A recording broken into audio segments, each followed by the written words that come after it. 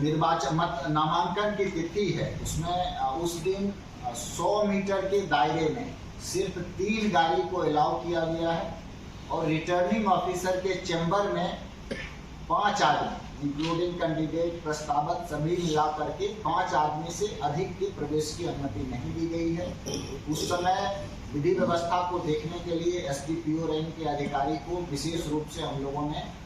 Duty दी है। साथ उसके अतिरिक्त एक हमारे एसडीपीओ रहेंगे, खासतौर से अगर कोई आदमी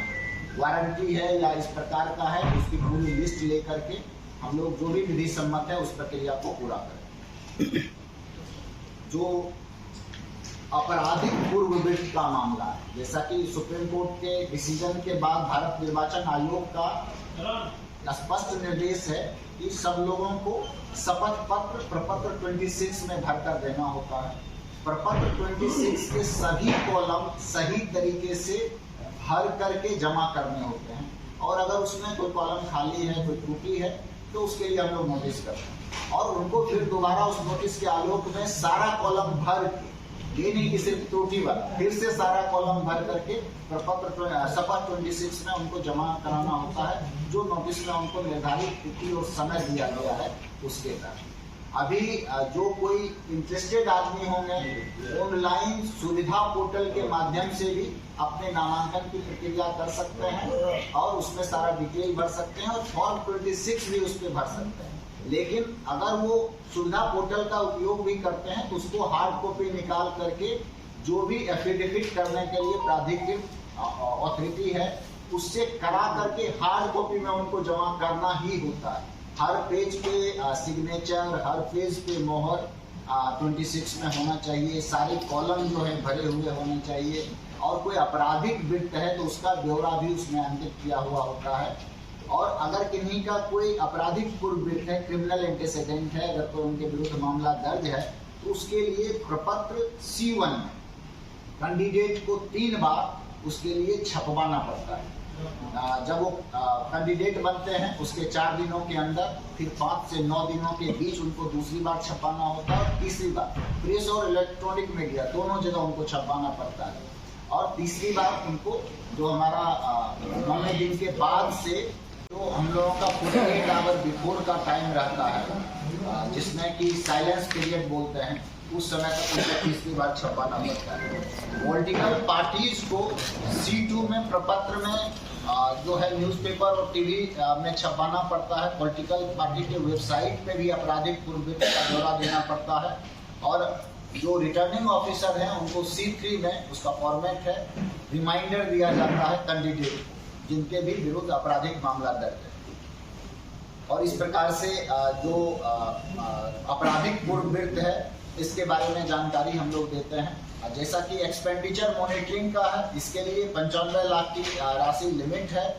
व्यय का लेखा का संधारण सभी कैंडिडेट को करना होता है, उसके लिए हम लोग रजिस्टर देते हैं। रजिस्टर 2 प्रति में होता है, एक तो हम कैंडिडेट को देते हैं, दूसरा उसका एक शैडो रजिस्टर भी रहता है। और जब वो कैंडिडेट बनते हैं कम से कम 1 दिन पहले उनको एक अपना अकाउंट बैंक का खुलवाना पड़ता है, इसी उद्देश्य से निर्वाचन के खर्चों के लिए। निर्वाचन के संदर्भ में जो चुनाव लड़ने वाले हैं वो कैंडिडेट जो भी खर्च करेंगे उसका पूरा खर्च उनको उसी अकाउंट के माध्यम से करना होता है। अगर उनको कोई भी राशि है तो उनका पहले से अपना बैंक अकाउंट है तो उसको अलग से उनको खुलवाना होगा। अपने बैंक अकाउंट से जो उनका पर्सनल है उससे व्यय नहीं कर सकते और जो खाता होगा या तो कैंडिडेट अपने नाम से खुलवा सकते हैं या कैंडिडेट का कंबाइंड खाता हो सकता है उनके इलेक्शन एजेंट के साथ। इलेक्शन एजेंट के ही साथ हो सकता है, तो परिवार के अन्य सदस्य के साथ नहीं हो सकता। और परिवार का कोई अन्य सदस्य अगर इलेक्शन एजेंट है तब कंबाइंड खाता वो खुलवा सकते हैं कैंडिडेट और वो नहीं करेंगे। 10,000 रुपये की राशि है जो नगद व्यय खर्च करने की व्यय की अधिकतम सीमा है। 10,000 रुपये से अधिक का जो भी खर्च करेंगे उनको उसी अकाउंट के माध्यम से चेक और बाकी चीजों के माध्यम से ही उनको खर्च करना होगा। ये सारी चीजें हैं, उसके आलोक में उनको खर्च करना होता है। जो हम लोग सिंगल विंडो सिस्टम हमारा है परमिशन के लिए सुविधा, सभी ERO के लेवल पे वो सुविधा है। लाउड स्पीकर एक्ट के लिए SDO हमारे सभी प्राधिकृत हैं और जितना भी हम लोगों का अभी आ रहा है परमिशन के लिए, हम लोग प्रयास कर रहे हैं कि निर्धारित समय सीमा के अंदर हम हर हाल में सब लोगों को उसका परमिशन दें। वीडियो वैन अगर किसी को करना होता है तो उसकी अनुमति उनको सीओ ऑफिस से लेनी होती है। वो अनुमति उसकी सूचना फिर जिला को मिल जाती है। बाकी वाहन हो, हेलीकॉप्टर हो, रैली का परमिशन हो, लाउड स्पीकर का हो, ये सारा जिला के अंतर्गत उनको परमिशन मिल जाता है। जो फ्लैग के संदर्भ में है, अगर कोई आदमी अपने मोटर व्हीकल पे अगर फ्लैग लगाना चाहते हैं तो उसका साइज निर्धारित है 1 फीट और ½ फीट, उसका वो झंडा लगा सकते हैं, परंतु झंडे की लंबाई 3 फीट से अधिक नहीं हो सकती है। और अस्थायी अगर कोई कार्यालय बना रहे हैं तो 4 फीट बाय 8 फीट का बैनर लगा सकते हैं। जुलूस में 6 फीट बाय 4 फीट का हैंड हेल्ड बैनर का प्रयोग किया जा सकता है। और मतदान केंद्र का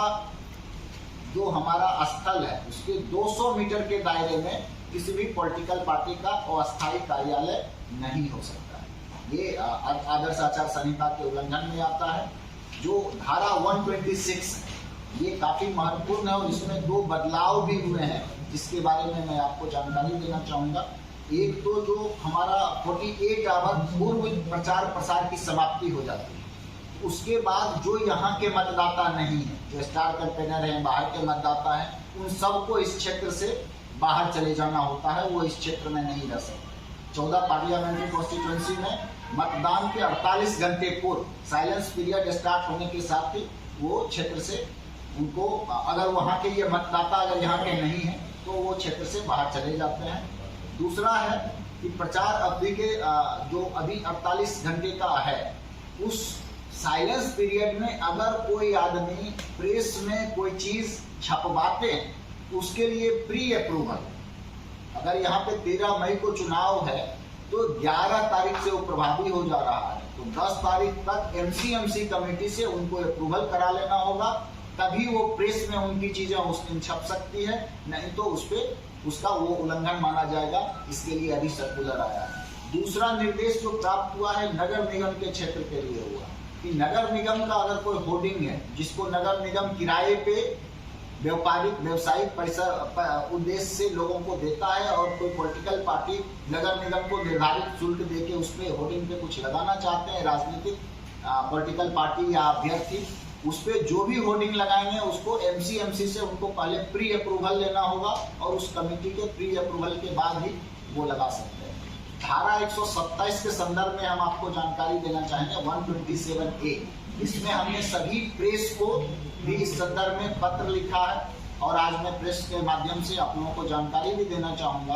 कि कोई भी चीज जो बैनर और जो भी पोस्टर है उस पर मुद्रक का, प्रकाशक का नाम, उसकी संख्या, ये सारी डिटेल्स अंकित होनी है और अगर कोई अंकित नहीं कराता है तो इसको 127A का उल्लंघन माना जाता है, जो एक दंडनीय अपराध है जिसमें कैद और कारावास की भी व्यवस्था की गई है।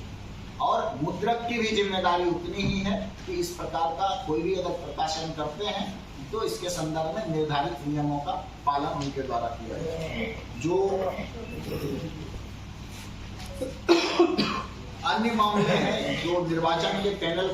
कोड के तहत है, इंडियन पेनल कोड के तहत है, आरटी एक्ट के तहत है, उसमें महत्वपूर्ण यही है कि कोई भी आदमी मतदान को